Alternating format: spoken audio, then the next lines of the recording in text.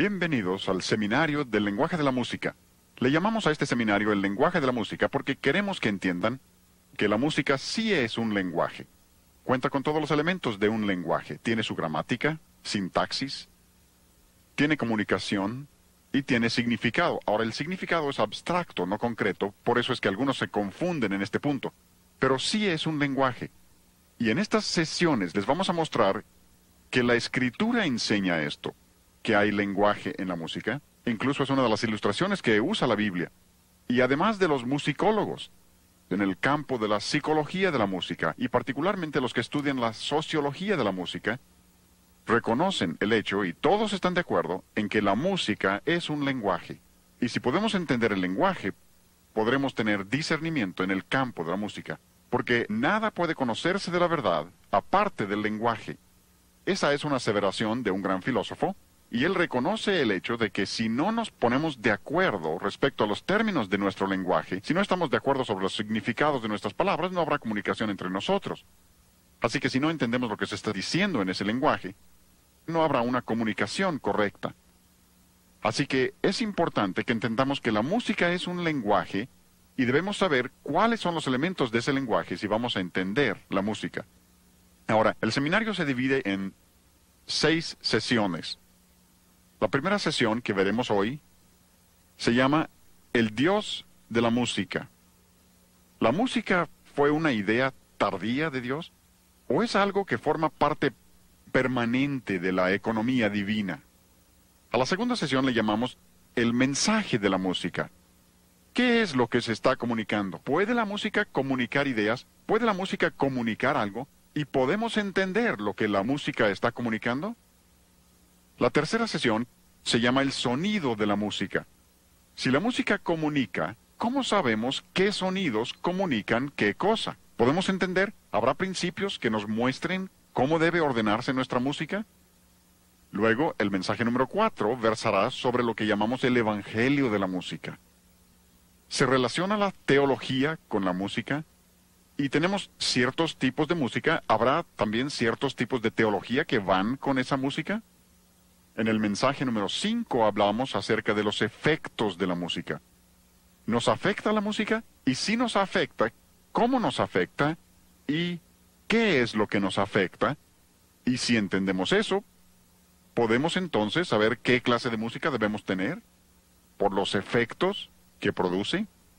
Y luego en la última sesión, hablaremos acerca del propósito de la música. ¿Para qué nos dio Dios la música? ¿Para qué la tenemos? ¿Cuál es el propósito básico, subyacente, y para qué nos dio Dios la música? Y así completaremos el seminario del lenguaje de la música, y espero que estén presentes en estas 6 sesiones para que aprovechen todo lo que estamos diciendo y tengan el contexto, porque no hay que tener las cosas fuera de contexto. Así es como sabemos también que la música es un lenguaje, tiene contexto. Y si tomas un sonido equivocado y lo pones en el lugar equivocado, lo tienes fuera de contexto. Y mucho de lo que se estudia en la escuela de música es cómo armar ese contexto y saber qué es lo que cabe en cada contexto. Así que espero que no se pierdan ninguna de las 6 sesiones para que tengan el panorama general de lo que Dios nos está diciendo acerca de la música. Queremos usar como lema para nuestro tiempo juntos la palabra de Dios. Y una de las primeras cosas que descubrimos viene de 1 Corintios, capítulo 14, versículo 7. Ahí el apóstol Pablo, y hablando de lenguaje, saben que los capítulos 12 al 14 de 1 Corintios tiene que ver con lenguaje, y Pablo está corrigiendo los abusos ahí en la iglesia de Corinto. Y lo que usa como ilustración en el capítulo 14 es la música. Porque llega al versículo 7 y dice, si la flauta o la cítara, y hablaremos después de lo que significan algunas de las palabras que se usan para esos instrumentos. Pero dice, si no dieren distinción de voces, ¿cómo vas a saber lo que se está comunicando? O sea que Pablo está diciendo, miren, se trata de un lenguaje. Y luego en el versículo 8 continúa y dice, si la trompeta diere sonido incierto,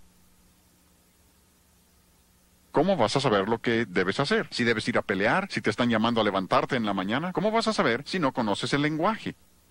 Y como veremos más adelante, aún en este pasaje, donde muchas veces hemos pensado que se refiere a la letra, en la mayoría de los casos, se está refiriendo a la música misma. Y dice, si diere un sonido incierto, o sea que si no conoces el lenguaje, ¿cómo vas a saber lo que debes hacer? Así que toda nuestra tesis está fundada en un principio bíblico que se aplica a todas las áreas de la vida. En este seminario solo vamos a aplicarlo al área de la música, pero esto se aplica a toda la vida. Nuestro lema para las 6 sesiones será Efesios 5:10. El versículo dice que tú y yo como creyentes debemos de estar comprobando lo que es agradable al Señor. Vamos a repetir el versículo juntos empezando por la cita. ¿Vamos? Efesios 5:10. Comprobando lo que es agradable al Señor. Observen ahí la palabra comprobando. La palabra comprobando, en este caso, como en muchos otros en la Biblia, significa poner a prueba las cosas. Dios quiere que pongamos a prueba las cosas. Algunos dicen, pues cuando haces eso estás juzgando. No. Juzgar es pronunciar sentencia sobre alguien o algo. Y aunque la Biblia nos pide en ciertos casos que hagamos eso, aquí no se está refiriendo a eso. Aquí se refiere a poner a prueba. Ponemos a prueba casi todo. Supongamos que voy al médico. Me dice que tengo un tumor cerebral y quiere hacerme una cirugía de cerebro. Estando ahí en el quirófano me mira y me dice, hay algo que debes saber antes de comenzar. Le pregunto, ¿qué cosa? Dice, nunca he estudiado medicina, pero amo mucho a la gente. Y le digo, ya me daba temor cuando creía que sabía lo que estaba haciendo. ¿Por qué? Quiero que sea probado, quiero que apruebe. Supongamos que te subes a un avión, se dirige a la pista del aeropuerto para despegar, y se oye la voz del piloto que anuncia, amigos, deben saber algo antes de volar el día de hoy. Te preguntas, ¿qué irá a decir? Y luego oyes que dice, nunca he tomado lecciones de vuelo, ni siquiera he volado antes. Dirás, déjenme bajar. ¿Por qué? Quieres que sea probado, quieres que sepa. ¿Supieron del piloto que llamó a la torre de control? Preguntó, ¿qué hora es?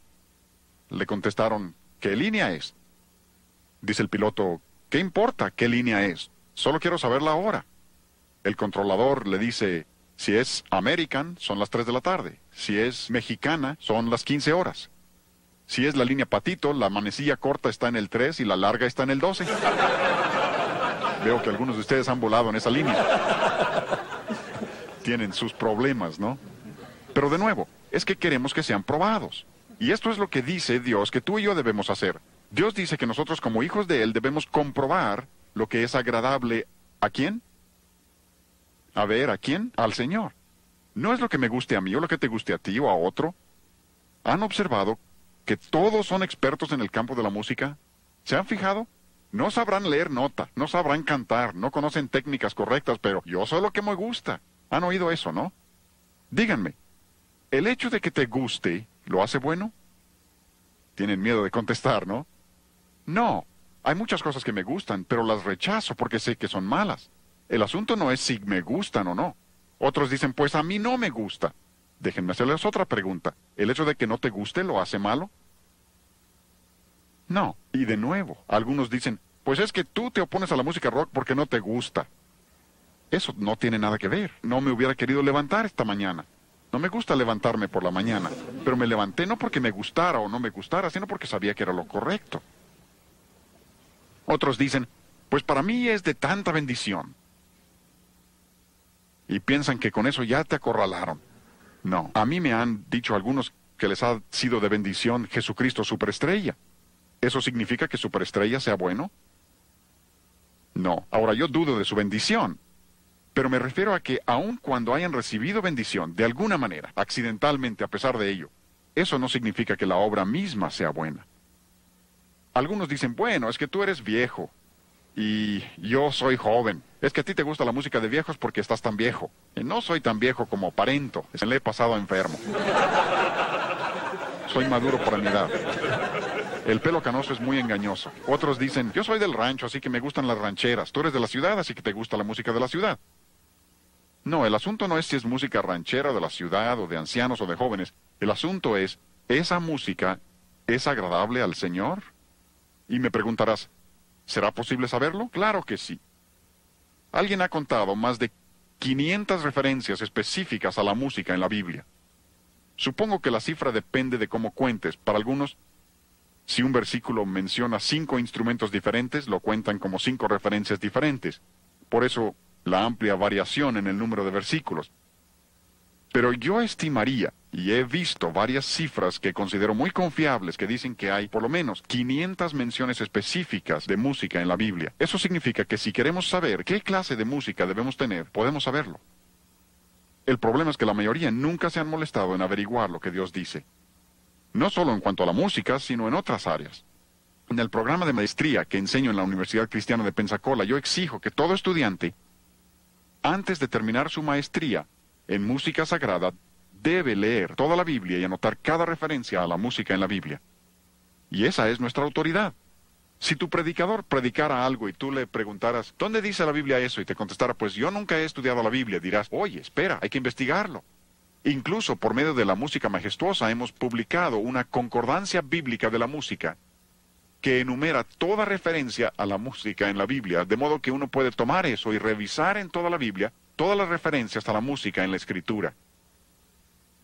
Porque si existen 500 referencias, esas son más que las referencias al infierno, más que al cielo, más que a la gracia.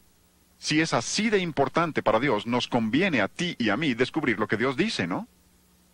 Pero como la gente no ha tomado el tiempo para hacer eso, se han desviado por toda clase de filosofías. Como no han comprobado lo que es agradable al Señor, han aceptado toda clase de cosas diferentes. Seguro que han oído a quienes dicen, la música es amoral. A veces también usan el término no moral. A veces dicen que es neutral. Todos esos términos significan básicamente lo mismo. Amoral, no moral o neutral, como lo expresen. Cuando la gente dice eso y toda revista cristiana en los últimos años han publicado por lo menos un artículo, varios artículos, diciendo que la música es amoral. Y cuando dicen eso hay varias cosas implícitas. Número uno, están diciendo que no existe la música buena y la música mala. Eso quieren decir que no hay principios. Cualquiera que ha estudiado música sabe que eso no es cierto. Yo asistí a la escuela de música Eastman, hice todos mis estudios de posgrado en la escuela de música Eastman. Yo no tuve un solo maestro en la escuela de música Eastman, y eran hombres inconversos, hasta donde yo sé, les testifiqué a varios y ninguno aceptó al Señor. Pero no tuve un solo maestro que creyera que la música era amoral. Esta es una idea totalmente nueva. Ninguna generación, si te remontas a la historia, ninguna generación jamás ha creído que la música fuera amoral hasta la nuestra. Y creo que la razón básica es MCC. Hablaremos mucho de MCC durante el seminario. Música cristiana contemporánea. Y como esta gente quiere usar toda clase de diferentes estilos y dicen que lo único que importa es la letra, lo que están diciendo es que la música es amoral, es neutral, no moral. Incluso tuve maestros en la escuela de música Eastman. Wayne Barlow era uno de mis maestros de composición, y ese hombre hasta escribió libros para aclarar esto.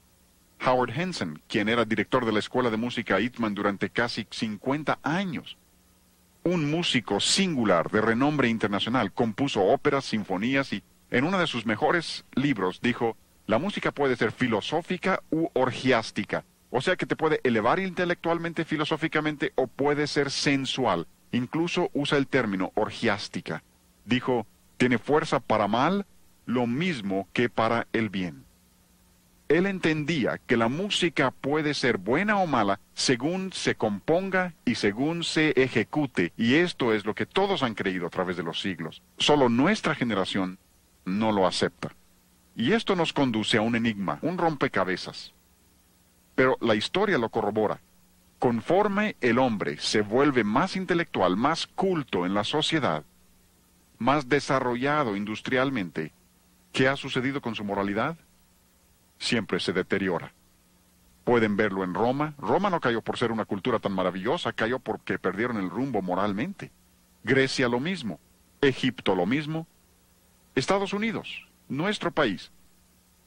En la medida que hemos desarrollado increíblemente las comunicaciones, computadoras, toda clase de tecnología, ¿qué ha sucedido con nuestra moralidad? Tenemos computadoras que nos permiten llevar una Biblia en el bolsillo.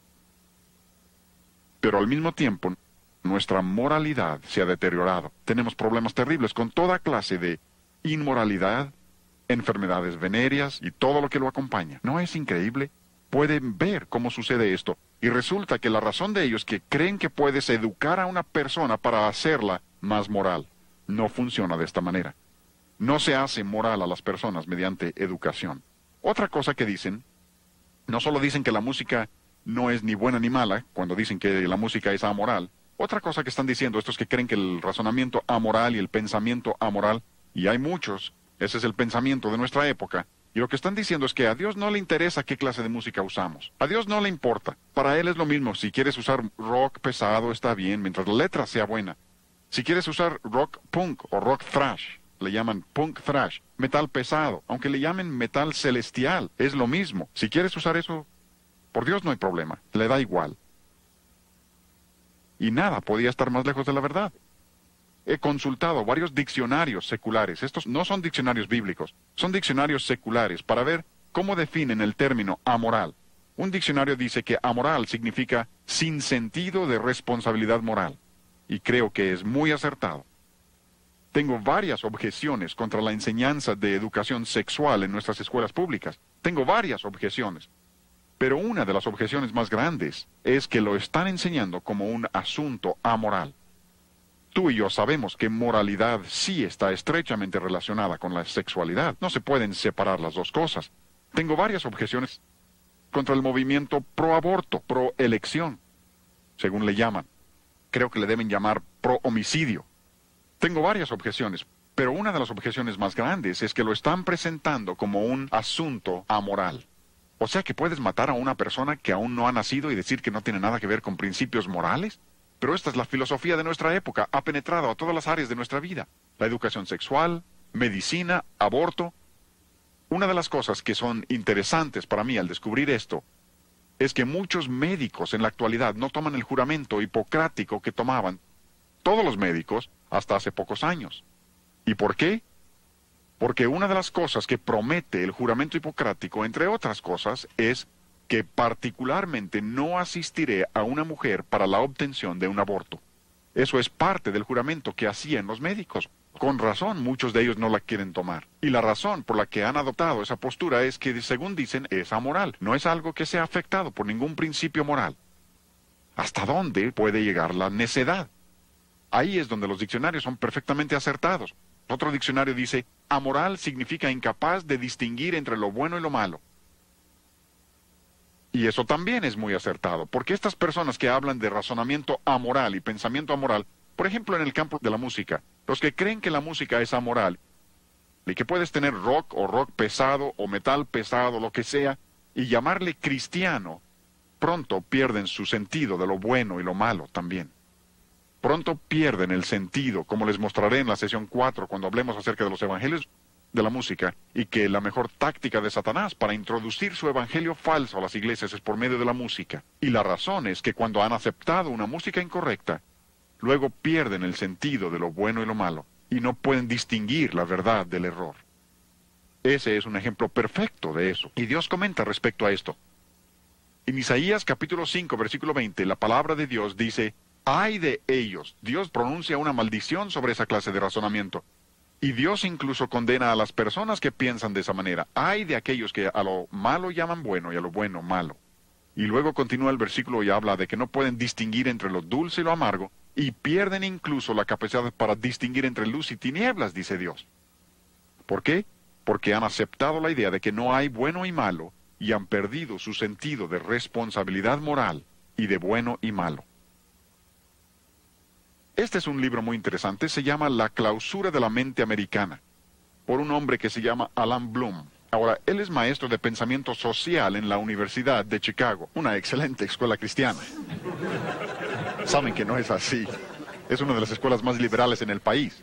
Ahora, quiero que entiendan el trasfondo de este hombre. Es maestro de pensamiento social en la Universidad de Chicago. Cuando recién salió su libro, los liberales estaban fascinados, elogiándolo a más no poder. Luego de pronto entendieron lo que estaba diciendo, y ya no les gustó tanto. Pero él toca varios puntos con mucho acierto. Oigan lo que dice. Bien pudiera ser que la locura más grande de la sociedad le parezca normal a ella misma. Esa es una cita formidable. ¿Ven? Porque el aborto es una locura absoluta. Se nos ponían los pelos de punta cuando leíamos de madres en la India que arrojaban a sus bebés al río Ganges.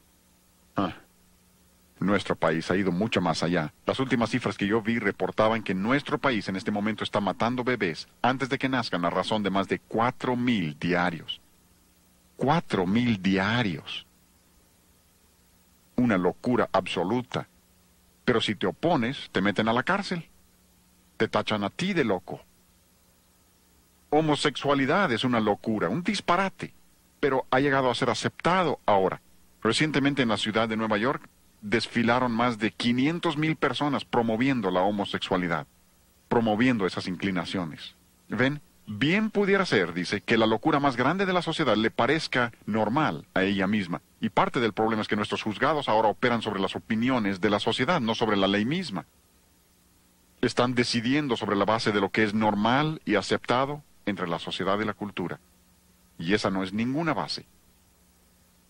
Observen además aquí, particularmente los padres, ustedes necesitan tomar nota de esto. Dice, la televisión en comparación con la música, ahora, no está menospreciando los efectos de la televisión. Reconoce los efectos tremendos que puede tener la televisión, pero dice, si lo comparas con la música, juega un papel comparativamente pequeño en la formación del carácter y los gustos. Recuerden que este es un maestro de pensamiento social en la Universidad de Chicago, no es un predicador.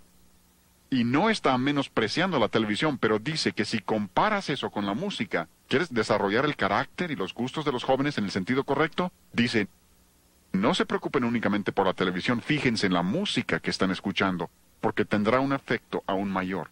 Y luego habla muy específicamente, y no voy a ser tan específico en estos seminarios, pero su libro dice con mucha claridad, la música rock apela a un solo factor, la apelación barbárica al deseo sexual. Él abiertamente reconoce, como casi todos en el campo del rock secular, que su música es la música de la sensualidad, solo que ellos no le ven nada de malo a eso, pero nosotros como cristianos sí debemos verlo. Luego continúa y dice, los jóvenes saben esto perfectamente, aun cuando sus padres no. O sea que la juventud entiende lo que está sucediendo, aun cuando los padres frecuentemente son engañados. Me gusta este libro, me gusta su título, se llama Matándonos de deleites. Neil Postman es maestro de artes y ciencias de la comunicación en la Universidad de Nueva York. Y repito, que quiero que vean su trasfondo, ¿sí? Pienso que pudiera tener un trasfondo cristiano, pero no da evidencias de que entienda principios cristianos, aun cuando creo que tiene un trasfondo cristiano. Pero él dice cosas muy interesantes en su libro, lo citaremos en varias ocasiones durante este seminario. Dice, sostener que la tecnología o la música en este caso, es neutral, no moral, amoral, es una ridiculez pura y simple. No podría haberlo dicho mejor yo mismo. Lo que está diciendo es que el medio, como dice Marcia McGruin, el medio es el mensaje. Está diciendo que no se puede separar el medio del mensaje, y lo demostraremos eso en varias de las sesiones para comprobar que eso es cierto. No se pueden separar las dos cosas. La manera de decir algo determina en gran medida lo que significa. Y él dice, no se puede separar la tecnología, y aquí está hablando de la televisión en particular, y ese es el ejemplo que usan la mayoría de los de la música cristiana contemporánea.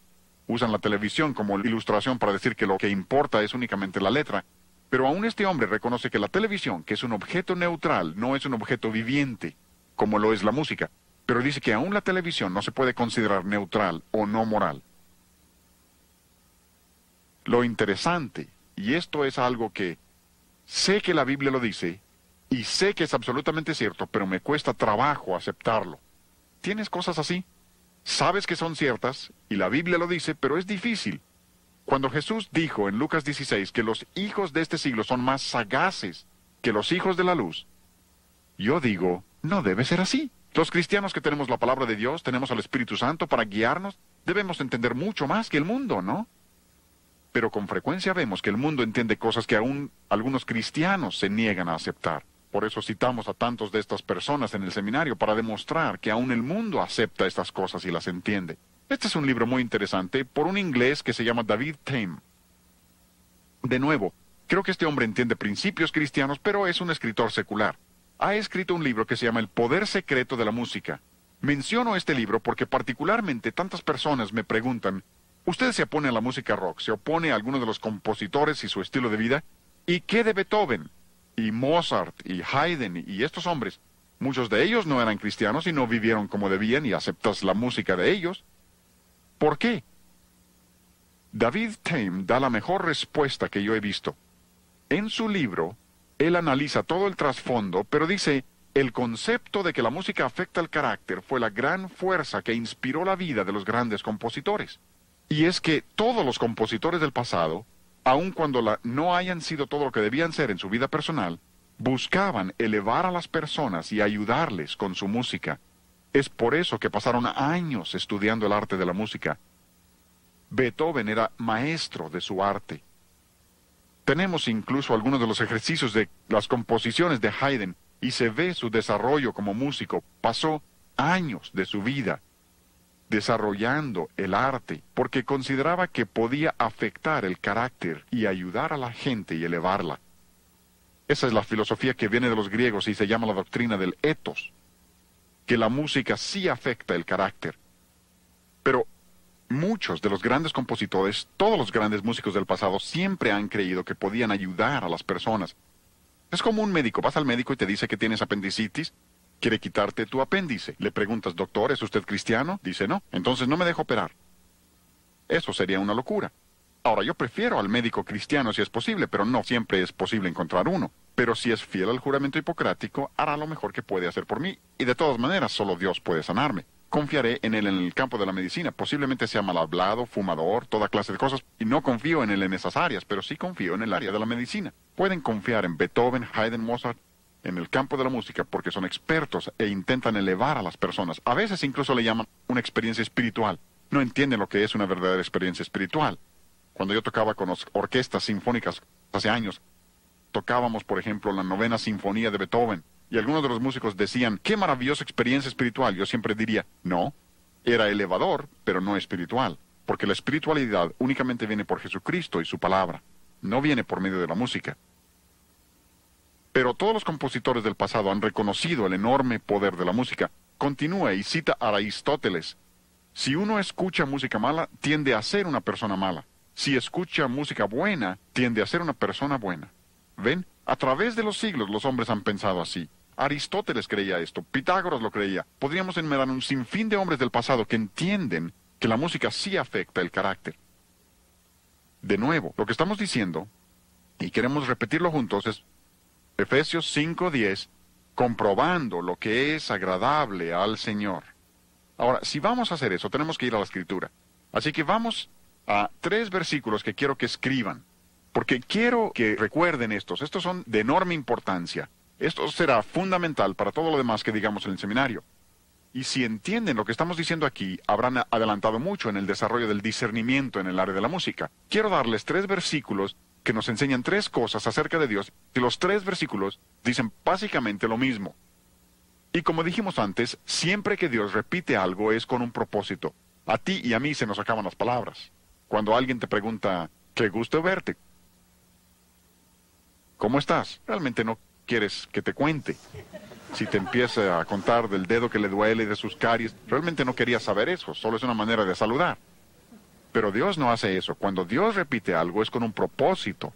Y Dios repite esto 3 veces. La primera vez está en Éxodo, en el primer canto que la Biblia contiene, Éxodo 15:2.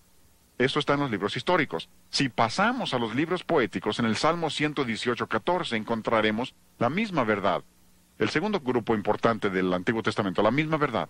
Si pasamos a los libros proféticos, el tercer grupo importante, en Isaías 12:2 encontraremos la misma verdad. Y para mí es interesante, además, que Dios enseñe esto en las 3 secciones importantes del Antiguo Testamento. Y uno de los lugares es el más interesante que les mostraré en un momento. Pero los 3 versículos dicen lo siguiente, de una manera u otra. Jehová, se refiere al Señor, Yahvé, Jehová es mi fortaleza y mi cántico, y ha sido mi salvación. Estos versículos nos enseñan 3 cosas acerca de Dios. Primero, estos versículos dicen que Dios, el Señor, es nuestra fortaleza. Él no solo nos da fortaleza como cristianos, Dios es nuestra fortaleza. ¿Entienden eso? Jesús lo dijo de esta manera.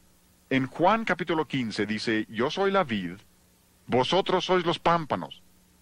Si los pámpanos no permanecen en la vid, ¿qué sucede? Se seca, muere. ¿Por qué? Porque la vid es la fortaleza de los pámpanos. Por eso dijo, sin mí nada podéis hacer. Tenemos que permanecer en Cristo. Jesús dijo, tienen que permanecer en mí. mis palabras deben permanecer en ustedes. Es que la vid no solo provee fuerza para el pámpano, la vid literalmente es la fuerza del pámpano. ¿Me entienden? Dios es nuestra fortaleza, ¿sí? Voy a pasar a lo tercero, regresaré a lo segundo en un momento. También dice, Él es nuestra salvación. Y creo que aquí cambia un poco la sintaxis. Porque de una manera muy singular, por medio de la encarnación, Jesucristo ha llegado a ser salvación para nosotros. La salvación no está en una iglesia, la salvación no está en un credo, la salvación no está en una religión. La salvación está en una persona. Si no tienes a la persona, no tienes salvación. Y la persona es Jesucristo. ¿Sí? ¿Me están entendiendo? Dios es nuestra fortaleza, Dios es nuestra salvación. Pero observen lo que dice entre esos dos, sin perder un solo paso. Dice, Jehová es mi fortaleza y mi cántico. Dios también es nuestro cántico. Yo sé que alguno dice, pues probablemente ese es un cántico de alabanza a Dios o un cántico que se refiere a Dios. No. La palabra que ahí se traduce cántico, como muchos términos que les mostraremos en este seminario, no se refiere a alabar a Dios con palabras, se refiere a la música misma. El término hebreo es simrat, que literalmente significa música instrumental. A eso se refiere. Dios es mi instrumento, y la palabra literalmente significa pulsar las cuerdas de un instrumento. Incluso ahí les doy la referencia de Strong. El número que pueden consultar de Strong es 2176. Y a propósito, esta palabra únicamente se usa en estas tres citas. No está en ninguna otra parte del Antiguo Testamento. Y creo que cuando Dios limita de esa manera el uso de la palabra, intenta darle un significado especial. Porque esa palabra viene de la palabra samar, que literalmente significa hacer sonar las cuerdas del instrumento, no con púa, sino con los dedos mismos. Amigos, lo que nos dice esto es que Dios es nuestra música. Así como Dios es nuestra fortaleza, así como Dios es nuestra salvación, Dios mismo también es nuestra música. La música es parte de la naturaleza de Dios. Dios mismo es musical. Me preguntarás, ¿realmente crees que Dios es musical? Claro que sí. Incluso la música es lo único que yo sepa. Si tú sabes de otras, me gustaría saberlo. Es lo único que yo sepa que estaba en el cielo antes de que Dios creara el mundo, que tenemos aquí en la tierra con nosotros y que tendremos en el cielo en el futuro. ¿Saben de alguna otra cosa? Yo no. A mí me gusta predicar. Predico a la menor provocación y hasta provoco.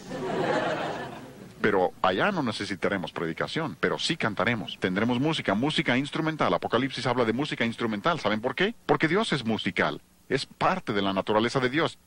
Y algunos dicen, incluso he leído algunos libros cristianos que dicen, Dios hizo la música para el hombre. No, Dios no hizo la música para el hombre. Había música en el cielo antes de que Dios creara al hombre. Incluso leí un libro cristiano, ¿se imaginan? Dice, el hombre aprendió a producir música imitando a los animales. Este ha aceptado la evolución y ni cuenta se ha dado. El hombre produce música porque Dios es musical, y cuando Dios nos hizo a su imagen, nos hizo a nosotros musicales también. ¡Qué emocionante!, ¿no? La música es parte de la naturaleza de Dios. Eso significa, y óiganme muy bien, esto es importante, y no les estoy enseñando verdades nuevas, ¿sí? Si es verdad nueva, es herejía. Lo que les estoy enseñando es algo que yo considero ha sido descuidado en el entendimiento de las personas. Pienso que hace siglos la gente entendía esta verdad. Y en nuestra generación, cuando tenemos más proliferación de la música, tenemos menos entendimiento de ella. Yo recuerdo, y esto como adulto, haber manejado mi auto pensando, ¿no sería maravilloso poder tener un tocadiscos en el auto? Y pensé, nunca se podrá porque no hay manera de hacer que la aguja permanezca en el disco. Ahora hay tocacintos, compact disc, puedes estar escuchando una sinfonía grabada hace años en algún lugar de Europa. ¿Cómo le hubiera gustado eso a Bach? Pero al mismo tiempo que tenemos esa proliferación de música, tenemos menos entendimiento del significado de la música y su mensaje. Pero Dios es musical, y eso significa que la música ha existido desde que Dios existe. ¿Oyeron eso? La música ha existido cuando cantamos juntos, cuando alabamos a Dios en nuestras iglesias. Estamos haciendo algo que Dios ha tenido desde la eternidad. Y nosotros lo haremos por la eternidad. Aquí solo estamos practicando un poco. Si eso no te emociona, tienes descompuesto el emocionador. es que la música es parte de la naturaleza de Dios. Ahora lo que sigue se va a poner un poco técnico, pero quiero que vean que sí existen pruebas de lo que estoy diciendo. Por ejemplo, en Sofonías 3:17 dice, Jehová está en medio de ti, poderoso, Él salvará, se gozará sobre ti con alegría, callará de amor, y ¿saben qué más dice? Se regocijará Dios sobre ti, su Hijo, con cánticos. Dios dice que cuando tú y yo hacemos lo correcto, ¿qué hace Dios? Canta. Así dice. Dios canta. Incluso, eso es fascinante si lo estudian a través de toda la Escritura, que Dios no solo canta, sino que toca la trompeta. Zacarías 9:14. Y Jehová el Señor tocará trompeta. El Señor toca. Así dice. No discutan conmigo, discutan con Dios. Dice, y Jehová el Señor tocará trompeta. Así dice la Escritura. Dios toca la trompeta. Y esto es fascinante para mí. Nunca había reparado en esto hasta hace poco, que cuando llegas a 1 Tesalonicenses 4:16, donde habla del regreso del Señor, ¿saben qué dice? El Señor mismo, con voz de mando y con voz de arcángel y con trompeta de Dios, descenderá del cielo. Y si comparas eso con el pasaje de Zacarías, verás que Zacarías 9 también está hablando de la segunda venida del Señor. Y bien pudiera ser que Dios mismo es el que toca la trompeta. Dice, con voz de mando y con trompeta de Dios descenderá. Pudiera ser. ¿Por qué? Porque Dios es musical. Y creo que una de las cosas más interesantes en cuanto a esto es que Jesucristo mismo cantó cuando estuvo en esta tierra. ¿Cómo lo sé? Mateo 26:30. Jesús está con sus discípulos en el aposento alto, está a punto de salir al huerto y a la cruz. Y dice que una de las últimas cosas que hicieron, lo último dice que hicieron, y cuando hubo, ¿qué? Cuando hubieron cantado el himno. Cantaron un himno. Ahora, si conoces la historia de la Pascua, sabrás que había varios salmos, llamados los salmos Jalel. Desde el 111 hasta el 118 les llaman los salmos Jalel, o si gustan los salmos Aleluya. El 111 y 112 realmente son introducción a la sección. 113 al 118 se llaman los salmos Jalel egipcios, porque eran los que se cantaban en la Pascua. El salmo 113 y 114 se cantaban antes de cenar. Los salmos 115 al 118 se cantaban después de la cena de la Pascua. ¿Me entienden? Y bien pudiera ser que lo último que Jesús cantó con sus discípulos fuera el Salmo 118. ¿Recuerdan lo que dice el Salmo 118? El versículo 14. Mi fortaleza y mi cántico es Jehová, y Él me ha sido por salvación. ¿Pueden imaginar a Jesús cantando con sus discípulos en esa cena y diciéndoles, Jehová es mi fortaleza, voy a la cruz, pero Jehová es mi fortaleza, y Él es mi cántico, y ahora va a ser mi salvación? Y luego ir a la cruz para hacer salvación para ti. Y lo cantó con sus discípulos. Dios canta, Dios es musical, eso es parte de la economía de Dios. Y ahora viene la parte técnica. Llegamos a la serie de sobretonos. Ahora, la serie de sobretonos es muy interesante. Y voy a pasar acá al piano para mostrarles esto. Me llevo esto. Y aquí en el piano les mostraré esto, porque tienen en la serie de sobretonos, y esto ha sido reconocido desde hace muchos años, tienen varias notas. Lo que estoy tocando en este momento se llama do bajo. No es el do más bajo del piano, pero se llama do bajo. Al sonar esa nota, hay otras notas que están sonando junto con ella. Por ejemplo, al tocar ese do bajo, hay una nota que está exactamente a una octava por arriba de la primera. Una octava es donde las notas están en una relación de 8 notas. 1, 2, 3, 4, 5, 6, 7, 8. 1, 8. Esa es una octava. Así que esas dos notas están a una octava de distancia. Por eso dos notas a una octava de una de la otra, sean graves o agudas, donde estén, si están a una octava, la relación de sus frecuencias siempre es de 2 a 1. Ampliaré eso en un momento. Siempre es de 2 a 1. ¿Por qué? Porque el número 2 de la serie, número 1 es el fundamental, número 2 siempre es una octava. Pero si seguimos ascendiendo a través de la serie, le llaman parciales o armónicas, seguimos ascendiendo, número 3 es una quinta arriba de la segunda nota. 1, 2, 3, 4, 5, 1, 5. Por eso dos notas a una quinta de distancia La relación de sus frecuencias siempre es de 3 a 2, porque esa es la tercera nota de la serie. Si seguimos ascendiendo a través de la serie hasta el número 6, 4, 5, 6, llegamos a un acorde mayor. Por eso tanta de nuestra música se desarrolla sobre mayores. Nada tiene de malo el menor, pero así se presentan las notas en la serie armónica. Y en un momento les explicaremos más de esto para mostrarles cómo todo retorna a esta serie armónica. Pero lo que quiero mostrarles ahora es que todas esas notas, desde 2 hasta 6, y observen que lo que les he anotado las frecuencias, el do bajo tiene 66 vibraciones, el siguiente 132, exactamente el doble. El cuarto, que está exactamente a una octava arriba del 2, tiene 264. Y si observan, todos esos números son múltiplos de 11. Y hay exactamente 66 vibraciones entre el primero y el siguiente. Pueden seguir eso hasta arriba. Hay una razón para eso. Tiene su diseño. No es casualidad. ¿Sí? Hay razones absolutas para lo que Dios hace. Y lo que les estoy mostrando no es algo que el hombre haya inventado. Lo que les estoy mostrando era conocido por Pitágoras antes de Cristo. Es la manera como Dios ha diseñado el sonido. Pero, como les acabo de decir, todas esas notas están incluidas en ese do bajo. Y les quiero demostrar eso. Si oprimo la tecla del do bajo, voy a oprimir también el número 2, porque este piano no está bien afinado. Oprimo el segundo, pero no los he hecho sonar. Lo único que he hecho es quitar la sordina de la cuerda para que la nota ahora pueda vibrar libremente. Luego paso al centro del piano, número 4 es el do central, y voy a tocar esa triada, 4, 5 y 6, y luego los voy a soltar, y deben oír las 3 notas en una sola cuerda. Oigan. ¿Lo oyen? Ahí que se oye muy claro.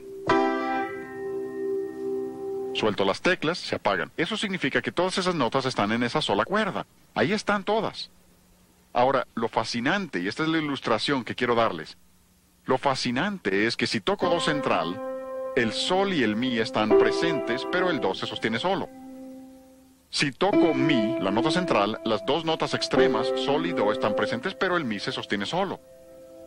Si toco sol, la nota superior, el do y el mi están presentes, pero el sol se sostiene solo. Tengo literalmente 3 en 1. Es la mejor ilustración de la Trinidad, de la deidad, que yo conozco. Como maestro de la Biblia siempre he tenido que decir que no hay una ilustración perfecta de la Trinidad. Les acabo de mostrar una ilustración fabulosa y la analogía se sostiene. ¿Saben por qué? Porque Dios es musical y aún en la forma en que Dios ha hecho el sonido musical, nos ha dado una ilustración de sí mismo. Como dice Romanos capítulo 1, conocemos su eterno poder y deidad por medio de las cosas hechas. Y la música ilustra perfectamente la Trinidad de la deidad. Porque Dios es musical y nos ha dado esto para comunicarnos cuánto le interesa a Él la música. Este es un músico bien conocido. Falleció recientemente Leonard Bernstein. Fue conductor de la Orquesta Filarmónica de Nueva York. Un genio. No fue todo lo que debía ser en su vida personal, pero era un genio musical y un verdadero erudito. Este hombre dio algunas conferencias en Harvard hace varios años, las conferencias Norton.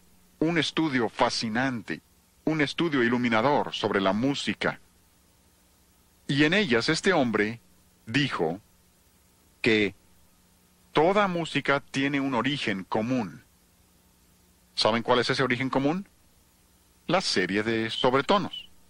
Así lo dijo. Y se refiere a toda clase de música. Se refiere a la música oriental, música africana, de donde sea. Suajili, todo tiene un origen común. Ahora, este hombre era judío, no tenía ni una pizca de cristiano, pero reconoce que hay un origen común y dice que ese origen común es la serie armónica. Y amplía ese comentario y habla de gramática que surge de las mismas fuentes monogenéticas. Observen esa palabra monogenética. Cuando habla de monogénesis se refiere a que todo procede de una sola fuente.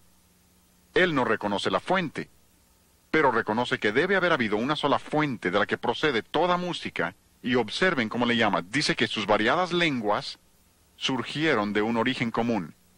Y continúa y dice que estas lenguas, observen cómo relaciona esto con lenguaje, y todos los eruditos lo hacen, los que entienden la sociología y la psicología de la música, musicólogos, todos reconocen esto. Dice, las lenguas son lenguajes de tonos. ¿Oyeron? Por eso le llamamos al seminario el lenguaje de la música. Estas lenguas son lenguajes de tonos surgidos de una estructura universal de tonos. Todos proceden de la misma fuente, por eso llamamos a la música el idioma universal. La música es un idioma universal porque procede de una misma fuente.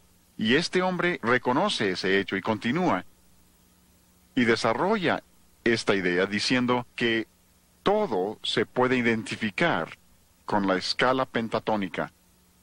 Es asombroso, porque la escala pentatónica surge de la serie de sobretonos, y no voy a tomar tiempo para mostrarles eso hoy, ya hemos visto mucho técnico, pero surge de la escala pentatónica y esa a su vez de la serie de sobretonos, y muchos de los cantos que ustedes y yo cantamos son pentatónicas y ni cuenta nos damos. Si quieren saber lo que es una escala pentatónica, van al piano y tocan todas las notas negras y tienen una escala pentatónica. Es una escala de 5 tonos. Les tocaré una pieza irlandesa que ustedes conocen. Irlandeses y escoceses hacen lo mismo, tocada con gaitas escocesas, tocando esta melodía que ustedes reconocerán.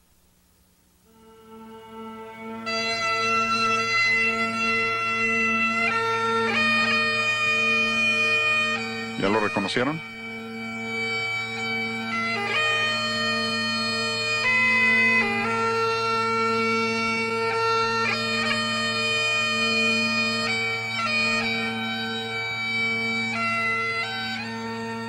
Y si oyen esa melodía hasta el final, verán que es una tonada pentatónica. Usa solo 5 notas y las repite vez tras vez. Pasemos de Escocia a África Central y lo que les voy a tocar es un africano nativo en la volta superior tocando un instrumento extraño que les parecerá saxofón, pero no lo es. Pero eso parece. Oigan el sonido.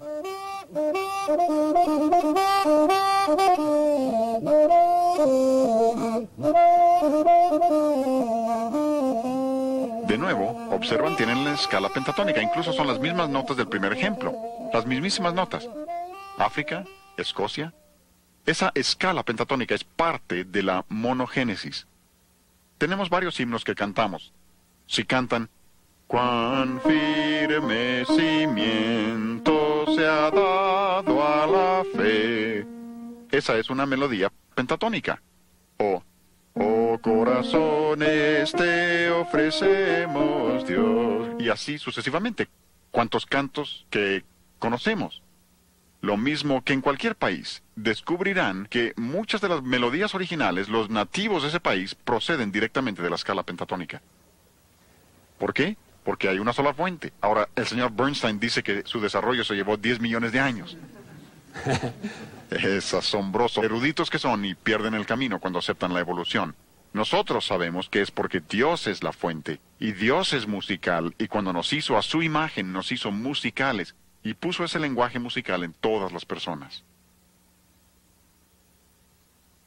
Este es un libro muy interesante, por una mujer que se llama Connie Fortunato. La señora Fortunato es experta en el campo de la música infantil y la manera en que la música afecta a los niños. Dice cosas muy interesantes en el libro.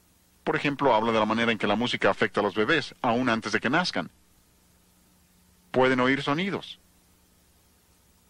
aún antes de nacer. Por eso nos dicen que un bebé reconoce su propio idioma para cuando tiene 3 días de nacido. Ya conoce su propio idioma porque lo ha estado escuchando desde siempre.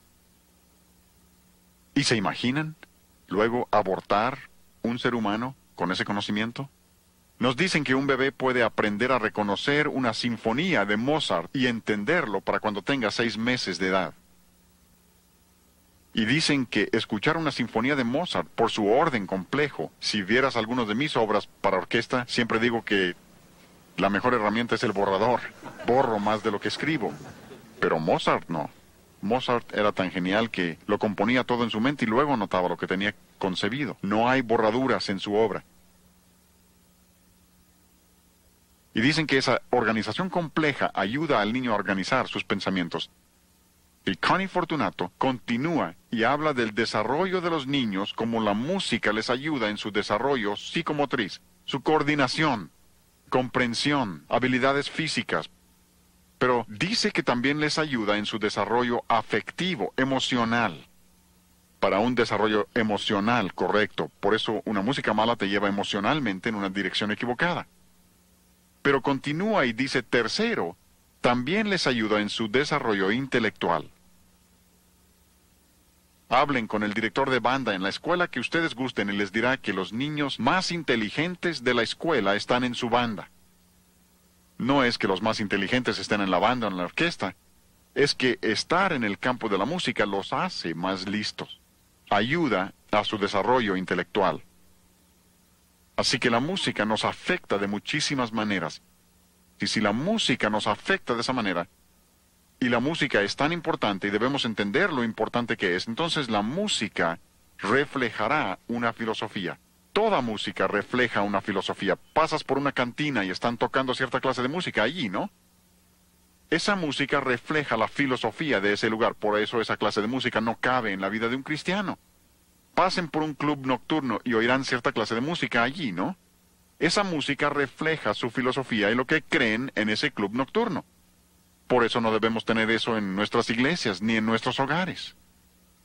Muchas difusoras cristianas, no todas, muchas han tomado ese sonido de club nocturno y lo han introducido a nuestros hogares, enseñando a nuestros jóvenes a familiarizarse con ello y a disfrutarlo. Y con ello han destruido la separación que Dios quiere que haya entre nosotros y el mundo. Porque si su música no nos parece mala, el lugar tampoco nos parece tan malo. Refleja una filosofía. Y creo que necesitamos reconocer esto. Nuestra música sagrada refleja nuestro concepto de Dios. Toda música sagrada que usemos refleja lo que creemos acerca de Dios. Si usas música majestuosa como música sagrada, es porque crees en un Dios majestuoso.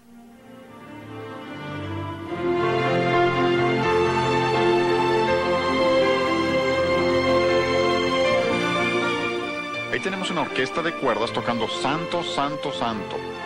Observen la majestuosidad de la música porque está pintando un cuadro, si ustedes gustan, y mostrando que si creemos que Dios es majestuoso, nuestra música también debe ser majestuosa.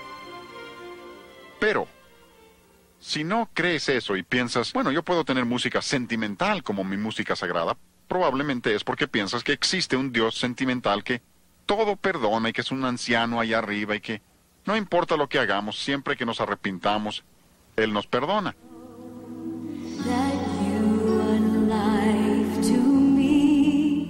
Oyen el son de club nocturno, mundano, velado, sensual, que usaría un cantante de club nocturno, y se supone que esa es música sagrada, es puro sentimentalismo, o peor, sentimental. Pero podemos ir más allá. Si tienes música pop como tu música sagrada, es porque crees en un Dios pop.